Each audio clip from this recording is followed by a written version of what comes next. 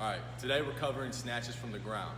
The snatch is one of the most athletic barbell movements you can do in the weight room, and it requires high levels of force connectivity and kinetic chain efficiency. Benefits from the snatch lie in the athletic transition from vertical extension to rapid hip flexion. This unique exercise is going to require several specific coaching cues to maximize technique, but once the athlete is proficient, the snatch can be a very powerful tool.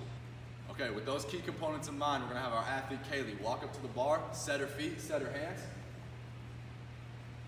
She's going to maintain that hip position above her knees. She's going to get her shoulders over the bar, chest is up, and eyes are straight ahead. From there, she's going to keep the weight on the balls of her feet and tension in her hamstrings, and from there, she's ready to perform the lift.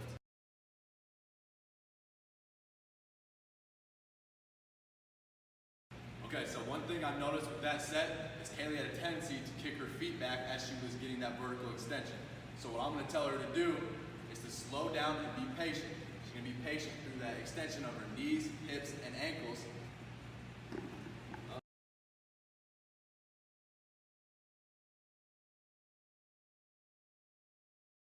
So the second lift we have is the clean to split jerk. Similar to snatches, the clean to split jerk requires high levels of kinetic chain efficiency, force connectivity, and max vertical extension. Benefits of this lift are seen in the running and jumping capabilities of athletes due to the neural improvements from hip extension into rapid hip flexion, also known as the hip cycle. The athlete is going to walk up to the bar, place her hands. This time her hands will be shoulder width apart. She's going to perform one clean repetition. When she catches the bar, she's going to be in proper position to do a split jerk. So with the split jerk, the athlete is going to dip and drive, keeping her core tight, transferring energy from herself into the bar and not pressing the bar up, but she's going to dip underneath the bar. As she does that, she's going into rapid hip flexion and fully extending that back leg, pushing the heel into the ground. From there, she's going to stand up, and that completes one rep. All right, so Kaylee, go ahead and perform a rep. She's walking up to the bar, hands shoulder width apart, hips slightly above the knees. She performs one clean, catches it, sets her hands, dip, drive, full extension, pop up. So one thing I noticed with that set was Kaylee had a tendency to not fully extend her back leg.